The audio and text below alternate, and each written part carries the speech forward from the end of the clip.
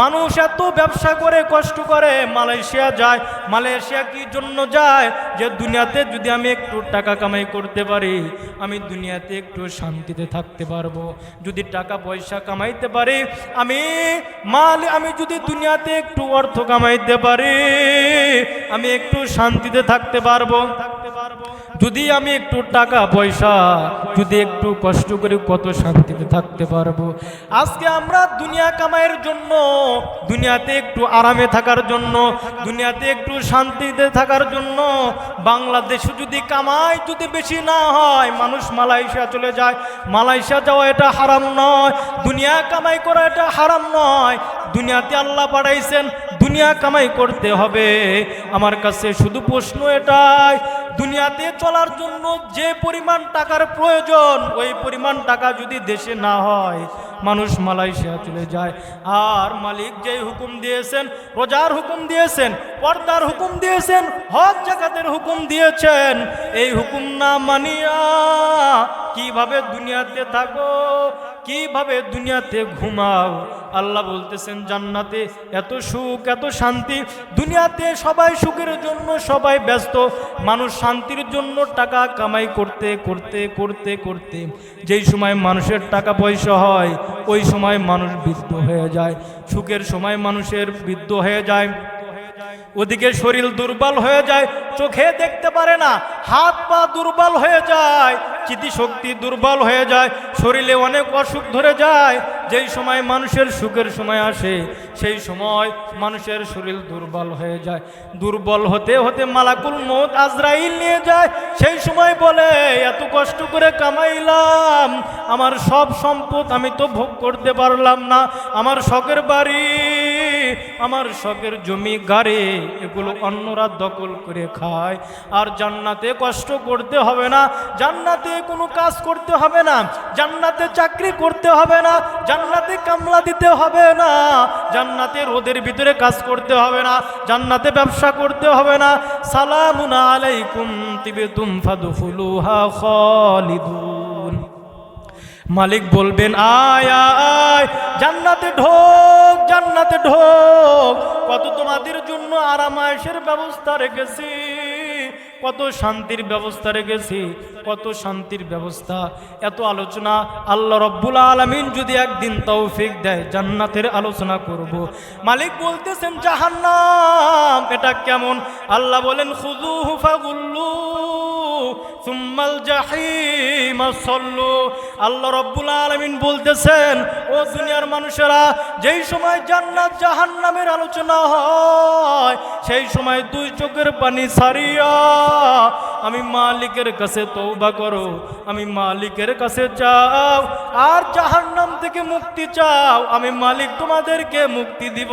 আল্লাহর নবী আরো বলেন, তোমরা যদি দুনিয়াতে থাকা অবস্থায় মালিকের জাহান্নামের ভয়, মালিকের কবরের ভয়, মালিকের পুলসিরাতের ভয়, এই ভয়ে যদি এক ফোঁটা চোখের পানি বের করতে পারো, মালিক তোমার জন্য জাহান্নাম হারাম করে দিবে। আল্লাহ বলতেছেন জাহান্নামের দুঃখ কিরকম হবে, জাহান্নামের কষ্ট কিরকম হবে যদি দুনিয়াতে হুকুম না মানো।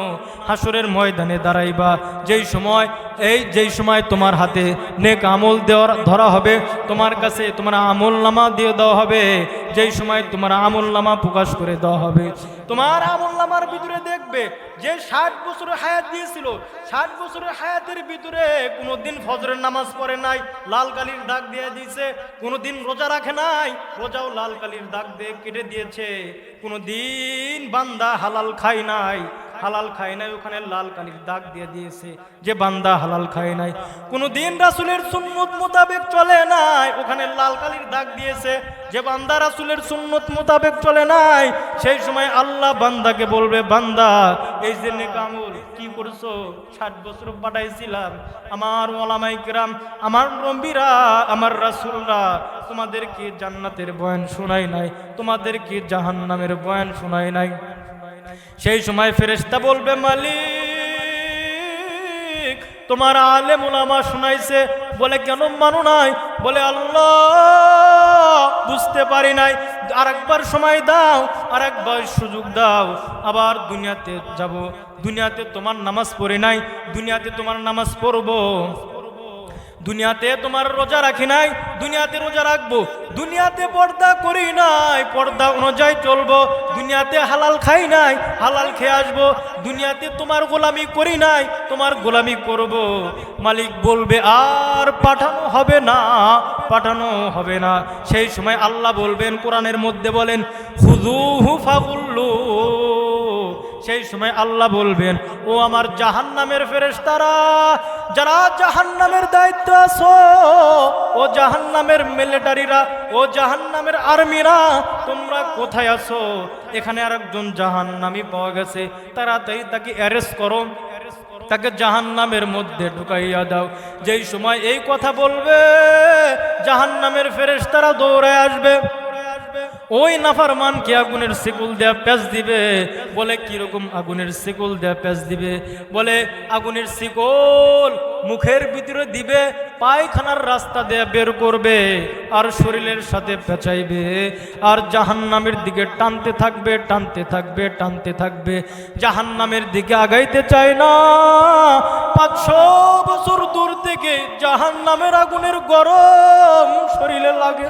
যেমন ভাই শীতকালে গরু ছাগলকে পুকুরের মধ্যে নামাইয়া গোসল করাইতে চাইলে গরু ছাগল পুকুরে নামতে চায় না, সে জানে পানি অনেক ঠান্ডা।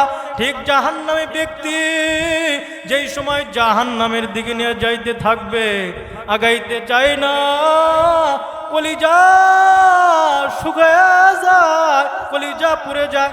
জাহান্নামী ব্যক্তি আগাইতে চায় না, ফেরেশতারা আগাইতে নিয়ে যাইতে থাকবে, আগাইতে চায় না। ফেরেশতারা পিটাইতে পিটাইতে নিয়ে যায়। গরু পুকুরে নামতে না চাইলে গরুকে পিটাইয়া পুকুরের মধ্যে নামায়।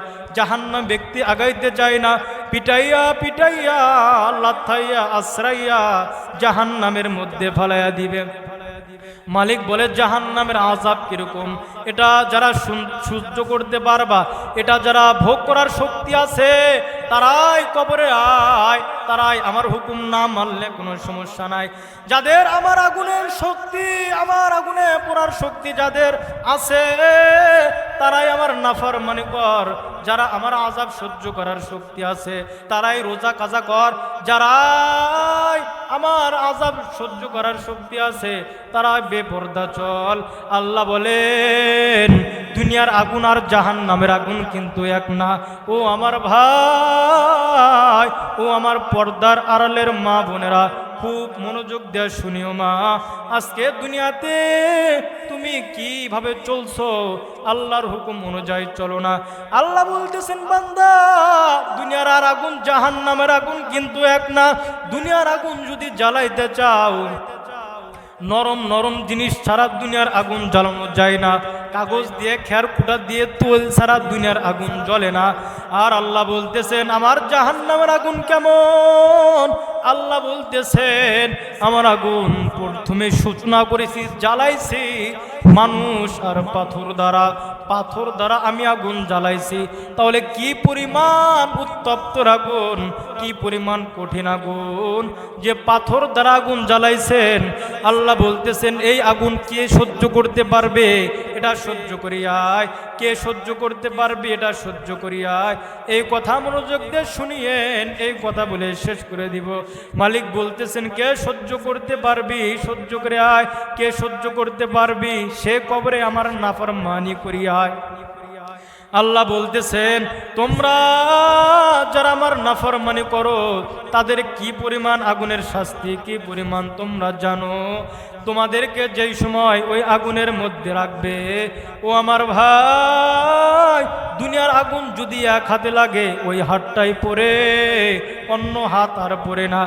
আর মালিক বলতেছেন, বান্দা, আমার আগুন কেমন? তোমার যদি এক হাতে লাগে, কলিজা ভুনা করে ফালাইবে। আমার আযাব সহ্য করার শক্তি কোনো মানুষের নাই, কোনো মানুষের নাই। সর্বশেষ যেই বান্দা জাহান্নাম থেকে জান্নাতে আসবে, সর্বশেষ যেই বান্দা যার ভিতরে যাররা পরিমাণ ঈমান আছে সেই যেই সময় জান্নাত জাহান্নাম থেকে বের হবে, সেই সময় ওই আল্লাহর বান্দা জাহান্নামে হাজার হাজার শত শত কোটি কোটি বছর জাহান্নামে পুড়তে পুড়তে পুড়তে পুড়তে একবারে কয়লা হয়ে গেছে, জাহান্নামের সাথে একবারে মিশে গেছে, ছোট্ট হয়ে গেছে। শুধু জাহান্নামের ভিতর থেকে আল্লাহ আল্লাহ আল্লাহ আল্লাহ ডাক আওয়াজ শোনা যায়। সেই হইতেছে একজন নাফরমান, নামাজ পড়ে নাই। আল্লাহ রাব্বুল আলামিন বলতেছেন, ফেরেশতা জাহান্নাম থেকে কে আমাকে ডাকে, কে আমার নাম জপে। আল্লাহ তাআলা এই কথা বলার পরে ফেরেশতারা গিয়ে তালাশ করবে, তাকায় দেখবে একজন নাফরমান কালেমাওয়ালা, কিন্তু মালিকের হুকুম মানে নাই। সেই সময় ফেরেশতারা এসে বলবে, আল্লাহ তোমার একজন বান্দা নাফরমান, সে তোমাকে ডাকতেছে। আল্লাহ বলতেছেন, সবাইকে জান্নাত দিলাম, তার ভিতরে তো যাররা পরিমাণ ঈমান আছে। মালিক কত ভালোবাসে দেখো। মালিক আমার আল্লাহ আমার মার চাইতেও বেশি ভালোবাসে, আমার আল্লাহ আমার বাবার চাইতেও বেশি ভালোবাসে, আমার আল্লাহ আমার স্ত্রীর চাইতে আমাকে বেশি ভালোবাসে, আমার আল্লাহ আমার ছেলে সন্তানের চাইতে বেশি ভালোবাসে, আমার মালিক দুনিয়ার মানুষের চাইতে বেশি ভালোবাসে। আল্লাহ বলতেছেন, তার ভিতরে যাররা পরিমাণ ঈমান আসেনি? বলে, হ্যাঁ আল্লাহ তার ভিতরে সামান্য ঈমান আছে। আল্লাহ বলতেছেন, তাকে বলো কি চায়, আমাকে ডাকে কেন? সেই সময় ফেরেশতারা বলবে, তুমি ডাকো কেন? বলতেছে, হাজার হাজার বছর জাহান্নামে জ্বলি, শরীরে আর কিচ্ছু নাই, আমি জাহান্নামের মধ্যে পড়তেছি। বলে, তুমি ডাকো কেন? মালিক জানতে চায়। সেই সময় ওই নাফরমান বলবে, ও আল্লাহর ফেরেশতা, হাজার হাজার বছর জাহান্নামের মধ্যে আছে, মালিককে একটু বলো যেন জাহান্নাম থেকে বের করে জাহান্নামের গেটের সামনে রেখে দেয়। ফেরেশতারা আল্লাহর কাছে এসে বলবে, আল্লাহ তোমার নাফরমান বান্দা আবদার করেছে, জাহান্নাম থেকে বের হয়ে জাহান্নামের গেটের সামনে যাইতে চায়। আল্লাহ বলেন, আমার বান্দাকে ডাক দাও। বান্দার সাথে আল্লাহর সাথে ডাইরেক্ট কথা হবে। বলবে, ও বান্দা কি বলো? বলতেছে, আল্লাহ হাজার হাজার বছর জাহান্নামে রাখলা, এখন আর আযাব সহ্য হয় না, আমাকে একটু জাহান্নাম থেকে বের করে জাহান্নামের গেটের সামনে রেখে দাও। আল্লাহ বলতেছেন, এই চাওয়াই কি তোমার শেষ? আর কি কোনো কিছু চাইতে পারবা না? আর কোনো আবদার করতে পারবা না?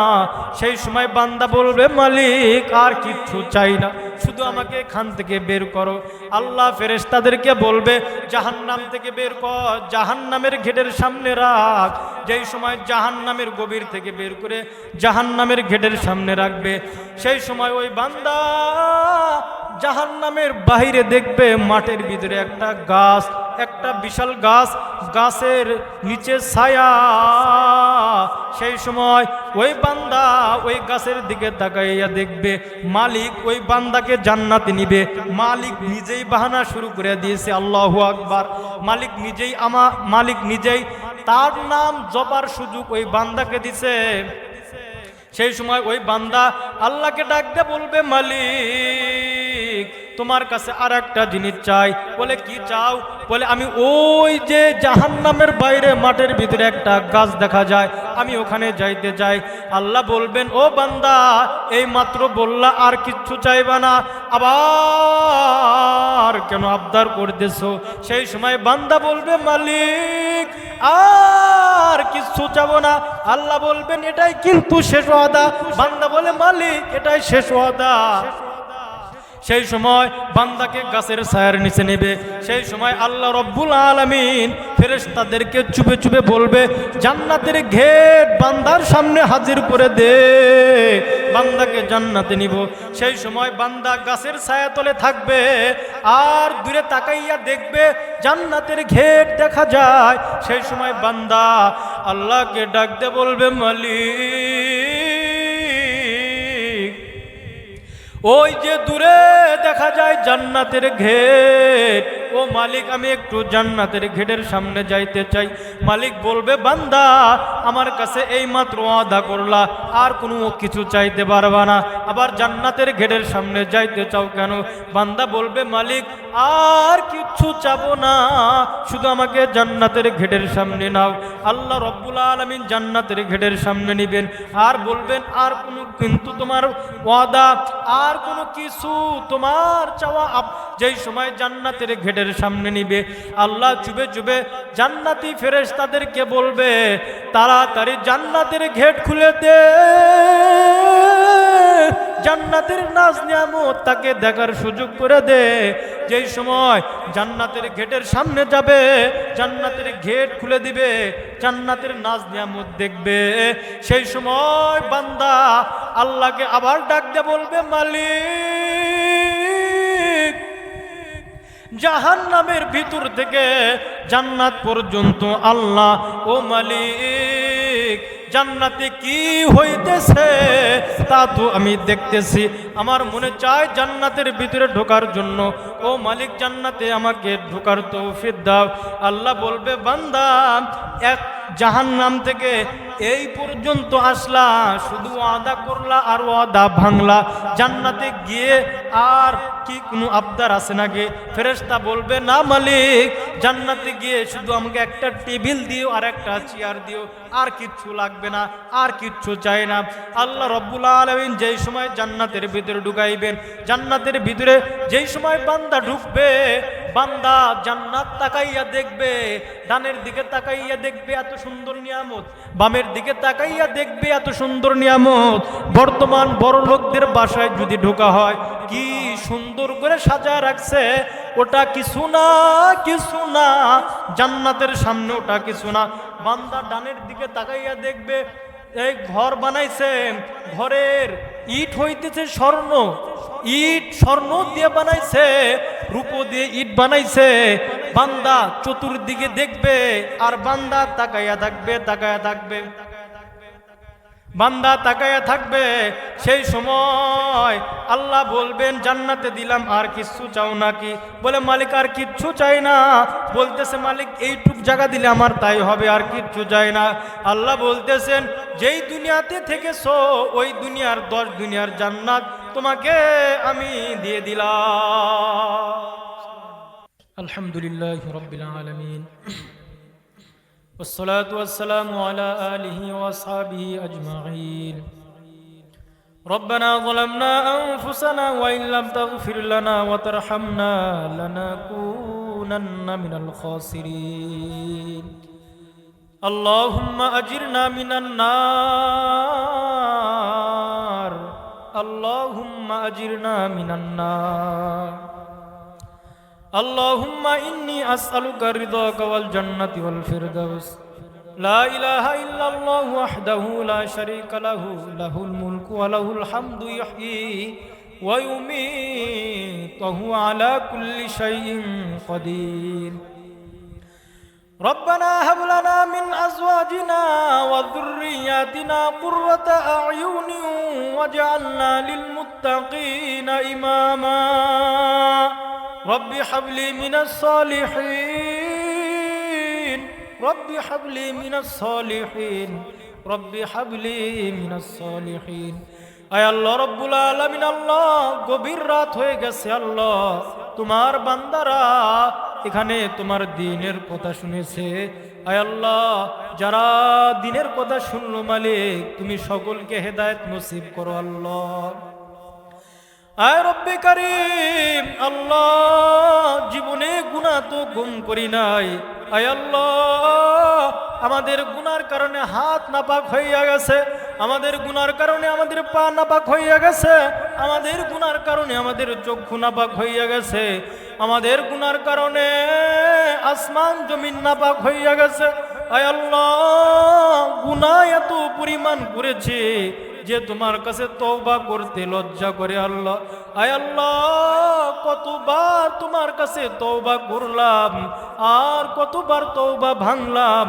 আয় আল্লাহ আবার তওবা করতেছি মালিক, তোমার কাছে আবার তওবা করতেছি আল্লাহ, তুমি আমাদের সকলের গুনাহ মাফ করে দাও আল্লাহ। আয় আল্লাহ, তুমি যদি মাফ না করো মালিক, কে আমাদের গুনাহ মাফ করবে? কে আমাদেরকে জান্নাত দিবে? কে আমাদেরকে জাহান্নাম থেকে ফিরাইবে? আয় আল্লাহ, দুনিয়ার ভিক্ষুক যদি এক দুয়ার থেকে যদি ভিক্ষা না পায়, অন্য দুয়ারে গেলে ভিক্ষা পাওয়ার আশা রাখে, ভিক্ষা পাওয়ার আশা করা যায়। কিন্তু মালিক, তোমার দরবারে আমরা সবাই ভিক্ষুক। তোমার দরবার থেকে যদি মাহরুম হয়ে যায়, তুমি যদি আমাদেরকে বিতাড়িত করে দাও, তুমি যদি আমাদেরকে তাড়াইয়া দাও, বলো না মালিক কার কাছে যাব? কে আমাদের মাফ করবে? কে আমাদেরকে জান্নাত দিবে? আয় আল্লাহ, বিশেষ করে আল্লাহ এই জালসার আয়োজন যারা করেছেন আল্লাহ, যেই উদ্দেশ্য করেছেন আল্লাহ, তুমি উদ্দেশ্য তুমি পূরণ করে দাও। আয় আল্লাহ, পারিবারিক শান্তির ব্যবস্থা করে দাও। আয় আল্লাহ, ঋণগ্রস্তদেরকে ঋণ পরিশোধ করার তৌফিক দান করো। যাদের ছেলে সন্তান কথার অবাধ্য হয়েছে, পিতা মাতার কথা শোনে না, তাদেরকে বাধ্য বানাইয়া দাও। আয় আল্লাহ, বেকারকে কর্মসংস্থান দান করো। আয় আল্লাহ, সকলের হালাল উপার্জন বৃদ্ধি করে দাও। সকলকে নেক সন্তান দান করো। আয় আল্লাহ, সকলকে নেক সন্তান দান করো আল্লাহ। আয় আল্লাহ, বুড়াদের মুরব্বীদেরকে আল্লাহ হযরত আবু বকরের মতো কবুল করে নাও। আয় আল্লাহ, হযরত আবু বকরের মতো কবুল করে নাও। আয় আল্লাহ, যুবকদের হযরত হানজালার মতো কবুল করে নাও। রব্বে কারিম, আল্লাহ যা চাইলাম তাও দাও, যা চাইতে পারলাম না তাও দাও। আয় আল্লাহ, যারা আমাদের মধ্যে অসুস্থ আছে সকলকে সেবা দাও, সকলকে সুস্থতা দান করো। সুবহান রাব্বিকা রব্বিল ইজ্জাতি আম্মা ইয়াসিফুন ওয়া সালামুন আলাল মুরসালিন। আমিন। ওয়ারহামনা মাহুম বিরহমাতিকা ইয়া আরহামার রাহিমিন। আসসালামু আলাইকুম ওয়া রাহমাতুল্লাহি ওয়া বারাকাতুহু।